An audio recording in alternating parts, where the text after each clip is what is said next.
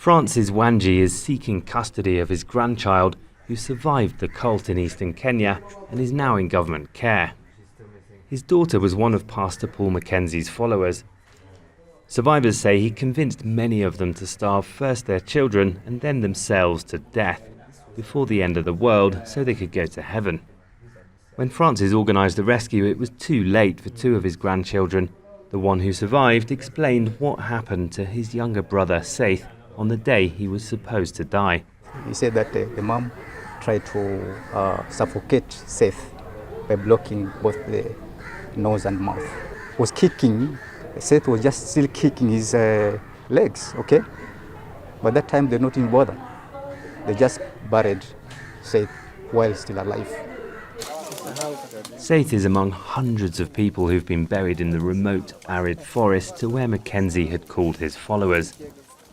More than a month after they started dying, police started exhuming bodies at the site.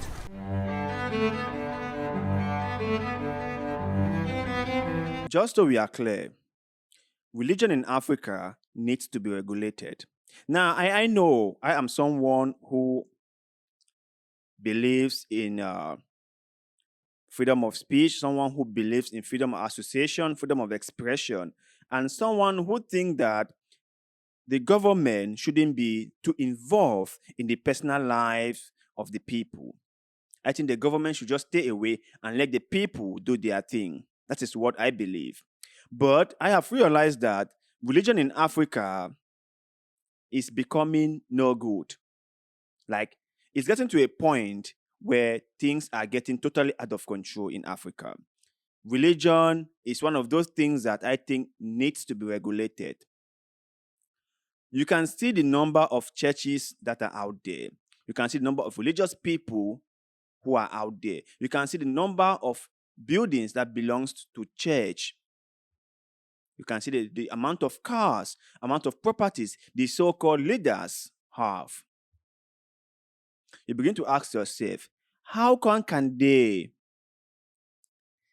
have all these things while their members have little to nothing? I mean, majority of the members, because there are some members who are super rich, that is for sure.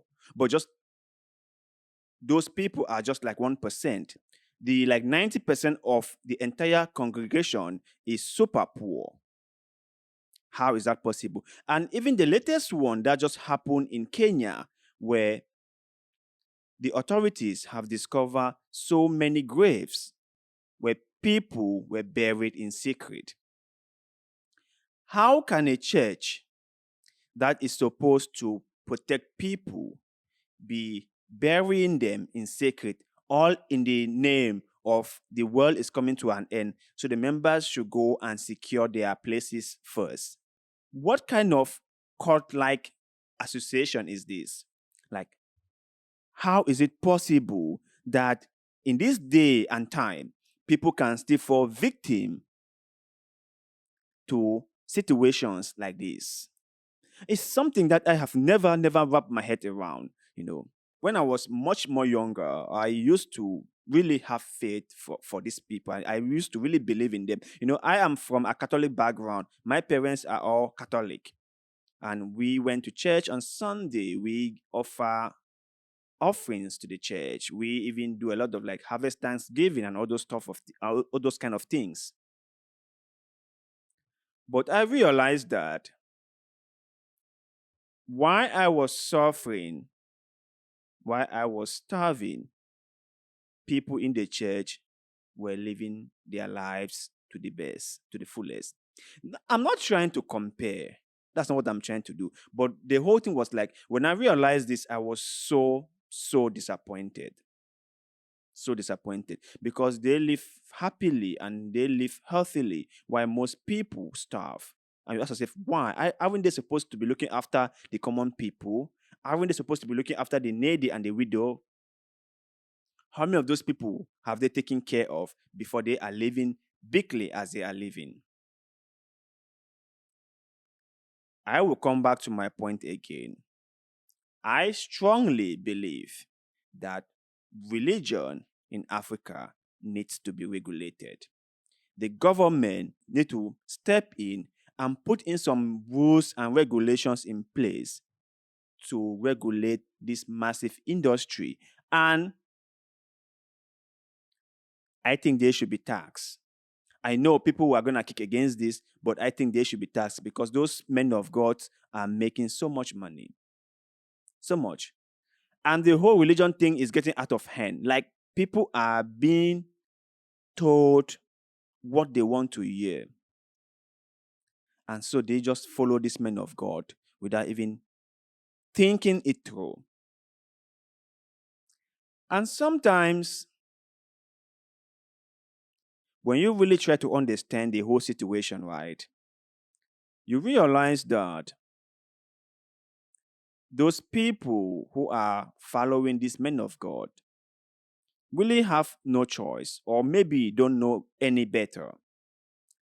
Because I am from a poor background, so I understand the sufferings of people. There were days we didn't have much to eat. So I understand why people might believe that or might think that God or men of God is the solution to their problems. I understand that very well. Because if you are fed up with the government, if you are frustrated with the government that is supposed to be looking after the people, that is the job of the government, to look after the people, to create things that will make people's life much more easier and much more comfortable. If our government is not doing that, then the people are left with no choice than to look to men of God who have now cherry-picked topics in the Bible that is going to sweeten the heart of the members or of the general public. And that is why when people go to church, they are being told what they want to hear. And they hear, they follow. Look at what happened in Kenya. This is really, really disturbing. So to you guys out there, believe in God. It's good to believe in something greater than yourself. But be careful with men of God. Be careful with what they tell you. Because some of them are no good. Some of them are really not good. You can stay in your house, you can pray, and things can happen. You can go to the farm while working, you pray. You don't have to always go to the church. And when they tell you to check out early, ask yourself, why aren't they checking out? Why aren't they setting an example for you guys to follow? Ask yourself that question. So, if you guys out there, let me know your opinion in the comment section below. What is your take on religion in Africa? Do you think that is something that we should be concerned about? Do you think that is something that needs government to come in and start putting some measures in place? Let us know in the comment section below, because like always, we love hearing what you have to say. And also, please don't forget to like this video, share this video, follow our Facebook page, and most importantly, subscribe to this channel, because little bit of goodwill, like what you're doing just now, help us a lot. We shall forever be grateful to you. So thank you very much for doing just that. And like always, see you in the next one.